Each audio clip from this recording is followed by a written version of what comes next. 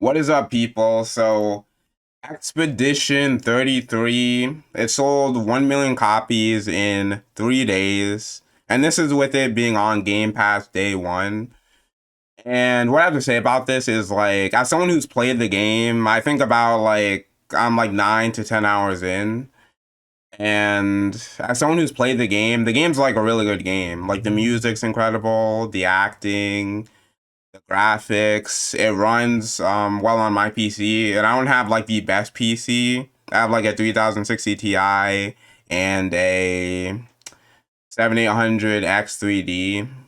I don't have like a 4090 or like a 5090, whatever it goes up to, and it runs like pretty well.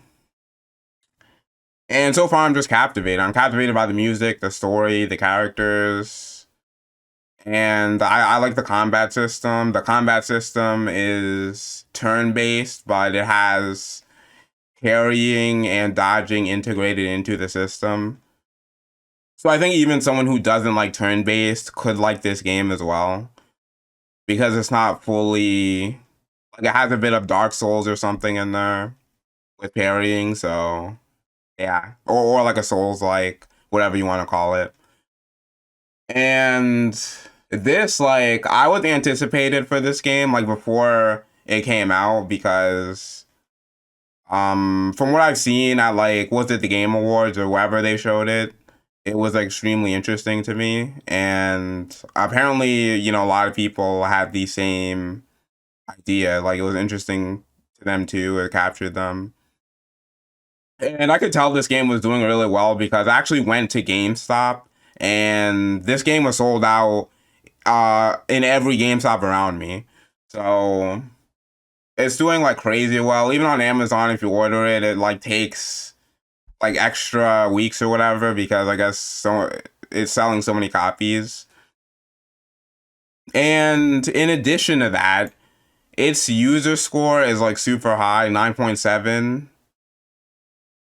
And let's see, it's actually impossible to find a game on Metacritic that's close to 9.5 when it comes to user score. Baldur's Gate, Witcher, Final Fantasy, Zelda, Mario, Metal Gear Solid, it simply does not exist. You can sort by user score properly on Metacritic, so it's a bit annoying, but I couldn't find one game. I finished the game yesterday, and I struggle to remember a game that landed the ending so well. Still, such a legendary user score is almost irrational. So yeah, so far I love the game. I'm glad. Apparently, according to this guy, it sticks the landing at the end. So yeah,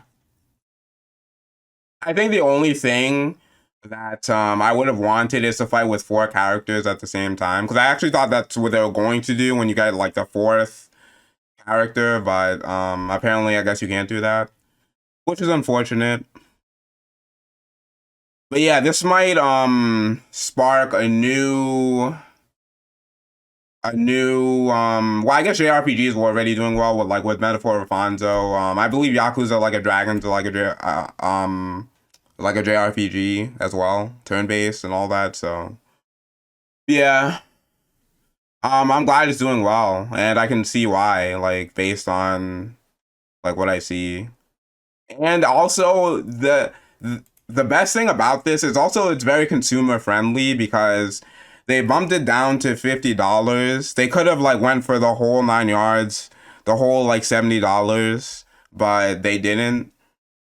And they could have went the greedy. Actually, well, maybe only Nintendo would do that, to like go up to 80 or something. But yeah, they put it down to $50 to get more eyes on the game and stuff. And yeah, and I believe it also has the highest player count on Steam for JRPGs, like when it came out. So, which is like a few days ago. So it's like very impressive. So yeah, I'm just like glad for like the development team, and glad for the game. And I look forward to finishing the game. I'm gonna play more of it. Gonna keep uploading videos. And yeah, there's also one other thing. So, Clair Obscur Expedition 33 utterly destroys Square Enix gaslighting over Final Fantasy turn-based combat. So without reading the whole article, I believe this guy is referring to Yoshi P's comments on how he doesn't think like realistic graphics blend well with like turn-based. Essentially, that's why he didn't want to make the mainline Final Fantasy like essentially like Final Fantasy 16 turn-based. And they're kind of Square Enix is moving away from turn-based with with the Final Fantasy series. They're like going full on action combat. You can see this with like Rebirth and Final Fantasy 15. I mean Final Fantasy 16. I guess you could say 15 as well since that's action combat too, but yeah. And it's just like I do think that this is another addition to like the pile of games that show people that turn-based is not like dead or like outdated or anything like that. You can make like a triple A game turn-based and it can do well. Now, to be fair, because I've heard this argument brought up like a few times where something like Final Fantasy 16 sold better than Clair Obscur. Well, I mean, Clair Obscur has only been like 4 days or something, but still, 16, I believe, has like sold better, even though it was exclusive to the PlayStation 5. And I think it's because like part of it is because the Final Fantasy IP, like they have that built-in audience who will buy a Final Fantasy game no matter what, because like just a built-in audience. That's just how like a built-in audience works. While this is like a new IP, so they don't have that luxury. But I think maybe Square Enix might take something away from this. Like maybe they would be more willing to risk like a possible Final Fantasy 17 into being turn-based, because this game did a good job in putting in turn-based with like a sort of action combat system with like the parry and dodge mechanics. So maybe they could take that away from this game